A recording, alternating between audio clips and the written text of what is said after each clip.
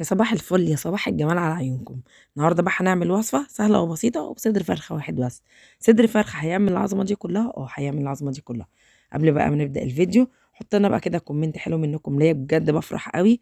واللايك بتاعكم وشيروا الفيديو لكل اصحابكم اللي بيبقوا محتارين في كل يوم يعملوا اكل ايه. الوصفة النهارده سهلة وبسيطة ومش مكلفة خالص، وان شاء الله هتعجبكم. بصوا الجمال والحلاوة يا سيدي، والجبنة بقى بتمط وحاجة كده ايه، عظمة بجد. الصينيه ان شاء الله او البايركس اللي قدامكم ده مفيهوش اي حاجه، ما كلفنيش اي حاجه خالص. كنت محتاره مش عارفه اعمل ايه، وما كانش عندي الا صدر فرخه. يعني صدر واحد، يعني مش الصدر كمان كامل، لا صدر واحد. فكرت بقى الفكره دي كده وانا واقفه، سلقت البطاطس وعملت كل الحاجات دي. ان شاء الله الفكره تعجبكم وتحطوا لنا بقى لايك حلو كده. انا عندي هنا بطاطس قطعتها مكعبات، هنزل عليها بالميه ومعلقه ملح واحطها على النار كده ايه تتسلق معايا، تسهل معايا لما بقطعها. عندي هنا صدر فرخه قطعته مكعبات، عندي هنا فلفل الوان، بصلايه كبيره، عندي طماطمايه كبيره. عايزه تزودي الحاجات دي مع كميه الفراخ تزوديها مفيش اي مشكله. نزلت بقى هنا كده، الطاسه كانت سخنه، نزلت بالفراخ بتاعتي، نزلت الميه بتاعتها كده من الصدمه اللي اخدتها، ونزلت عليها بالبصلايه، نزلت برده ميتها. وبعد ما دبلوا معايا شويه كده وحسيت ان الفراخ هتستوي، نزلت بقى بملح وفلفل اسود ومعلقتين زيت، واحسبهم يكملوا برده السوا بتاعهم مع بعض.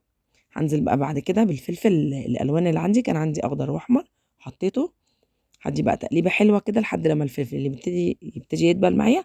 هنزل بقى بالطماطم، وما شلتش البذر ولا اي حاجه، الطماطم بحالها قطعتها مكعبات. على بال بقى ما يستوي معايا، هنا هرست البطاطس بتاعتي. هنزل بمعلقه سمنه او زبده الموجوده عندك، ونص كوبايه حليب، ورشه ملح، ورشه فلفل اسود. وهبتدي بقى ان انا كده ايه، اخلي البطاطس بتاعتي دي كريمي كده معايا على الاخر. هرستها خالص وهتبقى معايا كريمي. عايزه اقول لكم البطاطس لوحدها كده تتاكل اكل، بجد والله العظيم. ريحه البطاطس وجمالها بالسمنه لما بتكلفي الحاجه او تخدميها بتطلع فعلا جميله. صينيه او اي حاجه انت هتعملي فيها، دهنتها كده دهنه زيت خفيفه، وهنزل بالبطاطس بتاعتي. ابتدي بقى ان انا كده ارصها واسويها واحده واحده كده لحد لما تبقى كلها سوا واحد. عايزين تقللوا كميه البطاطس مفيش مشكله. هنزل بقى هنا كده الخضره بتاعتي مع الفراخ استوت زي ما انتم شايفين.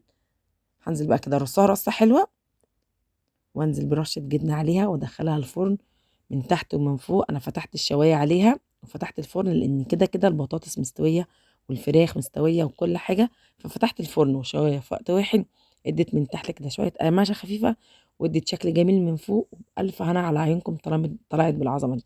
عايزه اقول لكم الريحه بتاعتها اخر جمال وحلاوه، بجد والله العظيم. لو انتوا مكاني تشموا الريحه وتشوفوا العظمه. صينيه بطاطس ما كلفتنيش اي حاجه خالص، هو صدر فرخه وعملت العظمه دي كلها. يا رب كده الفيديو يكون سهل ويكون ضيفه خفيفه عليكم ويكون عجبكم.